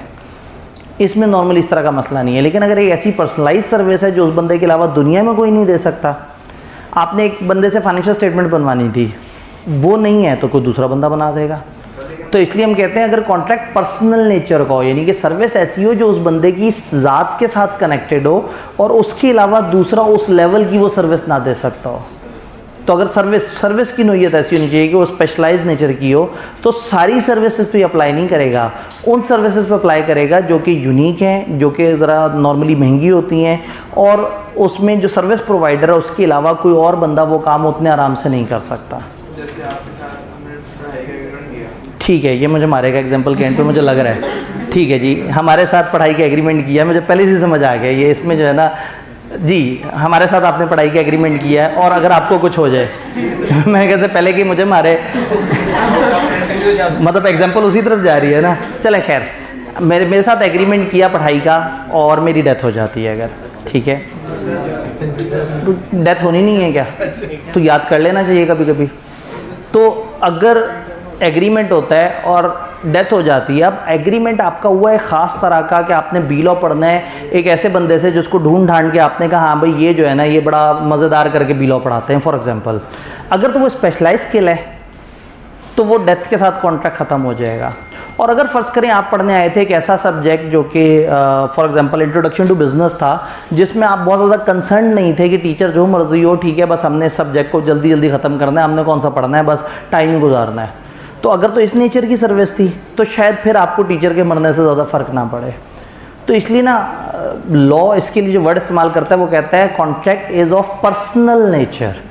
इस नेचर का है कि ये एक ज़ात के साथ अटैच हो गया है कि वो बंदा अगर नहीं है तो उस लेवल की वो वाली सर्विस आपको नहीं मिलेगी। तो इसलिए फिर अदालत में डिबेट ये होगी कि क्या ये सर्विस रिप्लेसेबल थी या नहीं थी। तो शायद पीआरसी में ये बात मान ली जाए कि सर्विस रिप्लेसेबल थी, लेकिन कैफ लेवल पे आप ये देखेंगे पीआरसी में कोई अच्छे टीचर्स को नहीं सोचता, बस जिस कॉलेज के एम्बेसडर मार्केट में ज़्यादा होते हैं वो आपको घेर घूर को कहते हैं कि जी सीए कर लो, आप अच्छे भले यूनिवर्सिटी में दाखिला ले रहे होते हैं, आपको वहाँ से रोक के ले आते हैं। आप मेडिकल कॉलेज के बारे में सोच रहे होते हैं, वो कहते हैं यार क्या करोगे डॉक्टर बन के, डॉक्टर तो रोल रहे हैं और सीए बनो, सीए बन के रोलो। तो अब क्या होगा, पीआरसी में जिस कॉलेज के पास ज़्यादा एम्बेसडर होंगे, जो अच्छा ज़्यादा घेर सकता होगा या जो जितना पुराना कॉलेज होगा उसको एज मिल जाएगा, क्योंकि वहाँ बच्चा is not concern with quality of the teacher, the person is concern with उसको सीए के बारे में गाइड क्या किया गया, उसको कितना मोटिवेट किया कि तुम्हें 2.5-3 साल में सीए करा देंगे या उसको। तो अगेन वहाँ सर्विस ऑफ द टीचर बच्चे के जहन में नहीं होती। ऐसा नहीं होता कि पीआरसी के एडमिशन लेते हुए अगर आप अपनी फैकल्टी दिखाएं, फिर फैकल्टी को गूगल पे सर्च करें कैसी फैकल्टी है। लेकिन कैफ में क्या होता है, अनलेस कि आपके साथ पहले से धोखा हो गया और पीआरसी के वक्त ही आपसे पूरा का पूरा एडमिशन करवा लिया हो कैफ का और बाद में आप रोते फिर रहे हो कि ये क्या हो गया। कैफ में नॉर्मली क्या होता है, आप सर्च करते हैं, ढूंढते हैं अच्छे टीचर को, उसके पास जाते हैं। तो इसका मतलब है कि हमारी ही फील्ड में पीआरसी में पर्सनल नेचर का कॉन्ट्रैक्ट नहीं है, हालांकि वहाँ पे भी सर्विस है, बट कैफ में पर्सनल नेचर का कॉन्ट्रैक्ट है। सीफैप में तो बहुत ही पर्सनलाइज हो जाता है, क्योंकि सीफैप में तो फिर आप किसी और से पढ़ ही नहीं पाते, क्योंकि वो बड़े कम लोग वहाँ पे पढ़ा रहे हैं। तो इंडस्ट्री की नॉर्म्स देखी जाएंगी और अदालत में देखा जाएगा, अदालत देखेगी कि हाँ भाई कौन सा मामला किस तरह का था। तो सिचुएशन नंबर 1 कि अगर दो बंदों के दरमियान कॉन्ट्रैक्ट चल रहा था और वॉर डिक्लेयर हो गई, कॉन्ट्रैक्ट ख़त्म। नंबर 2 पर्सनल स्किल का कॉन्ट्रैक्ट था और उस बंदे की डेथ हो गई। सिर्फ डेथ ही नहीं, पर्सनल डिसेबिलिटी भी हो सकती है, वो जो गाना गाने वाला है उसकी ज़बान भी ज़ाया हो सकती है, ठीक है। जो डॉक्टर है उसको हो सकता है कोमा हो जाए और 15 साल तक कोमा में रहे। तो कहने का मतलब ये है कि पर्सनल डिसेबिलिटी भी हो सकती है, कोई इस तरह का प्रॉब्लम भी हो सकता है। एक एथलीट था जिसके साथ दौड़ने का एग्रीमेंट था, उसकी टांग टूट गई है, वो जिंदा है लेकिन वो वाला कॉन्ट्रैक्ट परफॉर्म नहीं कर सकता। इसको कानून की ज़बान में, ऑल्दो हमारी किताब नहीं बताती, लेकिन अगर आप याद रखना चाहें, इसे कहते हैं doctrine of frustration. Doctrine of frustration. कि एक बंदा फ्रस्ट्रेट हो रहा है, वो काम करना चाहता है लेकिन कर नहीं पा रहा क्योंकि उसके अंदर एक ऐसी डिसेबिलिटी आ गई है जिसके बाद वो पर्सनल नेचर का कॉन्ट्रैक्ट वो परफॉर्म नहीं करके दे सकता। तो ये दोनों बातें क्लियर हैं। थोड़ा आगे चलते हैं क्योंकि मैं दोबारा याद करा दूँ, ये क्रैश कोर्स है, हमने तो बातचीत ही शुरू कर दी है। मैं मौका देता हूँ सवाल का, लेकिन फिर उसके बाद जो है वो मैं हमेशा मौका देता हूँ, लेकिन आप बीच में सवाल पूछ लेते हैं, ऊपर से टीचर को मारने लगे होते हैं। तो तीसरी चीज़, सब्जेक्ट मैटर अगर डिस्ट्रॉय हो जाए। ए ने बी के साथ एक एग्रीमेंट किया एक स्पेशलाइज्ड नेचर की एक ख़ास चीज़ का कि मैंने ये वाली चीज़ आपको डिलीवर कर दी है।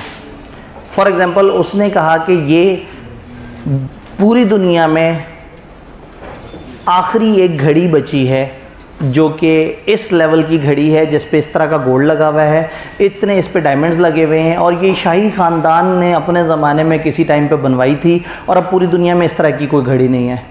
और दो बंदों का एग्रीमेंट हुआ कि एक बंदे ने दूसरे को वो वाली घड़ी बेचनी थी। घड़ी जिस दिन बेचनी थी उससे 3 दिन पहले अचानक से वो घड़ी टूट गई, तबाह हो गई, जल गई, या कुछ ऐसा हो गया कि वो तकरीबन सब्जेक्ट मैटर ही डिस्ट्रॉय हो गया। तो अगर एक सब्जेक्ट मैटर ही डिस्ट्रॉय हो जाए जिसमें एक चीज़ का एग्रीमेंट हुआ, अगर वो चीज़ एग्जैक्टली ख़त्म हो जाए, जैसे एक बंदे ने दूसरे से कहा कि जी फलाना घर, या मतलब एक बंदे की दूसरे से डील हो रही है कि भाई ये घर जिसके अंदर इतने कमरे हैं और इस तरह से करके ये मैं तुम्हें डिलीवर करूँगा, वाले घर पे बिजली गिर जाए और घर की वो चीज़ें ही ख़त्म हो जाएं जिनको आपने आपस में एग्री किया था, या कोई ख़ास गाड़ी की ये वाली गाड़ी जिसका ये रजिस्ट्रेशन नंबर, ये इंजन नंबर, ये चेसिस नंबर होगा मैं तुम्हें दूंगा, और वो गाड़ी तबाह हो जाए। तो अगर सब्जेक्ट मैटर ही तबाह हो जाए तो भी कॉन्ट्रैक्ट इम्पॉसिबल हो जाएगा। ये बात समझ आई। चौथी बात है, इसमें टेक्निकल है तो एक दफ़ा पहले इस बातों को थोड़ा सा देख लेते हैं। Impossibility of performance. इम्पॉसिबिलिटी से कॉन्ट्रैक्ट के साथ क्या होगा, कॉन्ट्रैक्ट को परफॉर्म करने की ज़रूरत नहीं रहेगी। हम कहते हैं अगर एग्रीमेंट हो इम्पॉसिबिलिटी का तो एग्रीमेंट तो खुद ही वॉइड है, लेकिन अगर contract at the time of formation valid था और सब्सिक्वेंटली इलीगल या इम्पॉसिबल हो गया तो हम याद है हम कहते थे कॉन्ट्रैक्ट वॉइड हो गया। कॉन्ट्रैक्ट शुरू में वैलिड था, बाद में क्या हो गया, वॉइड हो गया। तो अगर कोई भी ऐसा इवेंट जो प्रोमिसर के कंट्रोल में नहीं था, वो उसे प्रिवेंट नहीं कर सकता था, तो कॉन्ट्रैक्ट बाद में वॉइड हो जाएगा इम्पॉसिबिलिटी या इलीगैलिटी से। अगर प्रोमिसर ने जान के इम्पॉसिबिलिटी छुपाई, उसे पता था इम्पॉसिबल हो गया, उसने फिर भी कॉन्ट्रैक्ट किया दूसरे से, तो धोखा है, वो लाइबल होगा, कंपनसेट करे। और अगेन अगर एक कॉन्ट्रैक्ट इम्पॉसिबल हो गया तो every person is bound to restore any benefit received or compensated earlier. A ने बी के साथ एग्रीमेंट किया तो उसने एडवांस दिया हुआ था और वो सब्जेक्ट मैटर तबाह हो गया, तो जो जिस बंदे ने दूसरे से जो बेनिफिट लिया हुआ वो एक दूसरे को वापस करना पड़ेगा। If agreement is prove void और contract becomes void, anyone having received any advantage under that is bound to restore it और to make compensation to the person from whom he receive. तो अगर दोनों में से किसी ने भी दूसरे से कोई बेनिफिट लिया होगा तो बेनिफिट वापस करना होगा या उसकी कोई ना कोई कंपनसेशन देनी होगी। यहाँ कॉन्ट्रैक्ट कब कब इम्पॉसिबल हो जाता है, कुछ एक्सेप्टेबल ग्राउंड्स हैं, 4 केसेज हैं जहाँ वो कहते हैं कॉन्ट्रैक्ट इम्पॉसिबल हो जाएगा। Number 1, subject matter is destroyed, वो मुद्दा ही तबाह हो गया जिसके ऊपर डील हो रही थी। डेथ या पर्सनल इनकैपेसिटी पर्सनल नेचर के अंदर, या डिक्लेरेशन ऑफ वॉर जिसमें आप एलियन एनिमी बन जाएंगे और कॉन्ट्रैक्ट सस्पेंड या ख़त्म हो जाएंगे। ये 3 बातें हैं। चौथी थोड़ी सी टेक्निकल है। If that particular state of thing which forms basis of a contract ceases to exist or occur. आपने बीलॉ में एडमिशन लिया, बड़ा जोशो खरोश में एडमिशन लिया, अभी एडमिशन लिए आपको 10 दिन हुए थे, क्लासें शुरू नहीं हुई थी कि अचानक से आई के अपने एक नई स्कीम निकाली, उन्होंने कहा हम बीलॉ का पेपर ही ख़त्म कर रहे हैं। आप कॉलेज आए, आपने कहा जी बीलॉ सब्जेक्ट मैटर डिस्ट्रॉय हो गया, आप हमारे पैसे वापस कर दें, तो हम कहेंगे नहीं, बीलॉ नामी सब्जेक्ट दुनिया में एग्जिस्ट करता है, उसकी किताब एग्जिस्ट करती है, उसका टीचर एग्जिस्ट करता है, हमारा क्लासरूम एग्जिस्ट करता है, हमारी स्लाइडें एग्जिस्ट करती हैं, माहौल एग्जिस्ट करता है, हम तो आपको पढ़ाएंगे। आपने हमें ये कब कहा था कि आप ICAP में दाखिला लेने के लिए पढ़ रहे हैं, लेकिन जब सबको पता है कि आपने जो यहाँ पे कॉन्ट्रैक्ट किया है यहाँ से क्लासें पढ़ने का, उसके पीछे रूट कॉज क्या है कि आपने ICAP का एग्ज़ाम देना है। आप में से शायद ही कोई इसलिए पढ़ रहा हो कि उसको जानकारी हासिल हो, शायद ही कोई इसलिए पढ़ रहा हो कि पाकिस्तान के मुख्तलिफ लॉस के बारे में अवेयरनेस बढ़े ताकि माशरे का एक मुफीद शहरी बन सके। तो इसका मतलब है कि that particular state of thing which forms basis, contract करने के पीछे जो वजह है, अगर वो वजह ही ख़त्म हो जाए याद हमने कहा था कंसिडरेशन वो ऑब्जेक्ट होता है, वो चीज़ होती है जिसमें डील है, और ऑब्जेक्ट वजह होती है। तो कंसिडरेशन तबाह हो जाए तो फिर तो सब्जेक्ट मैटर डिस्ट्रॉय हो गया, और अगर ऑब्जेक्ट ख़राब हो जाए, वो वजह ख़त्म हो जाए जिस वजह से आप कॉन्ट्रैक्ट कर रहे थे, तो हम कहते हैं कि फिर कॉन्ट्रैक्ट इम्पॉसिबल हो जाएगा अगर वो वजह ख़त्म हो जाए। इसका मतलब ये है कि अगर एक कॉन्ट्रैक्ट करने के पीछे रीज़न ख़त्म हो जाए और पार्टीज़ को पता था कि कॉन्ट्रैक्ट के पीछे क्या रीज़न्स हैं, तो फिर वो कॉन्ट्रैक्ट खुद ब खुद ख़त्म हो जाएगा। फॉर एग्ज़ाम्पल, एक बंदे ने दूसरे से कहा कि जी मैं इतवार बाज़ार में स्टॉल लगाऊंगा, और दूसरे ने कहा हाँ ठीक है तुम स्टॉल लगाना, मुझे इतने पैसे देना। अब उस खाली ग्राउंड में इतवार वाले दिन आप 15,000 रुपये उस स्टॉल का क्यों चार्ज कर रहे हैं उस बंदे से कि वहाँ इतवार बाज़ार लगना है? एंड हफ्ते की रात गवर्नमेंट ने अनाउंस कर दिया कि इस वीकेंड इतवार बाज़ार नहीं लगेगा। जब इतवार बाज़ार नहीं लगेगा तो खाली ग्राउंड होगा। अब ग्राउंड भी मौजूद है, खोखा भी मौजूद है, लेकिन वो वजह ख़त्म हो गई है। वो क्यों 15,000 दे रहा था कि इतवार बाज़ार लगेगा और इतवार बाज़ार में मैं अपना सामान बेचूंगा, तो अब ये कॉन्ट्रैक्ट खुद ब खुद ख़त्म हो जाएगा, क्योंकि the thing which forms the basis of contract, वो चीज़ जो कॉन्ट्रैक्ट की बेसिस फॉर्म कर रही थी वही ख़त्म हो गई है। वक्त बड़ा कम है, अगली क्लास का टाइम हो गया है, जल्दी से अब इसको क्लोज करते हैं। क्या ये पॉइंट समझ आया? कुछ नॉट एक्सेप्टेबल ग्राउंड्स भी हैं। वो कहते हैं कि आप कुछ चीज़ों को इम्पॉसिबिलिटी नहीं कह सकते, मुश्किल कह सकते हैं, इम्पॉसिबिलिटी नहीं कह सकते। अगर परफॉर्मेंस ऑफ कॉन्ट्रैक्ट डिफ़िकल्ट हो जाए, मोर कॉस्टली हो जाए, लेस बेनिफिशियल हो जाए, कुर्सियाँ सप्लाई करने में मुश्किल आ रही हो क्योंकि मार्केट में रेट बढ़ गया और रॉ मटेरियल महंगा हो गया और लेबर महंगा हो गया हो, तो भी आपने कॉन्ट्रैक्ट किया हुआ है, आप बाउंड हैं, आप इसको इम्पॉसिबल नहीं कह सकते। इवन वो हो जाए, कॉस्ट से भी नीचे चला जाए, यानी रेवेन्यू कॉस्ट से नीचे चला जाए, ब्रेक इवन भी ना हो, आपको लॉस का एग्रीमेंट हो जाए, तो भी इम्पॉसिबिलिटी काउंट नहीं करना। तो कॉन्ट्रैक्ट ज़्यादा कॉस्टली हो जाए या लेस बेनिफिशियल हो जाए, तो भी कॉन्ट्रैक्ट कमर्शियली अनवाइबल हो जाए, यानी ब्रेक इवन से नीचे चला जाए, तो भी इम्पॉसिबिलिटी हो गई।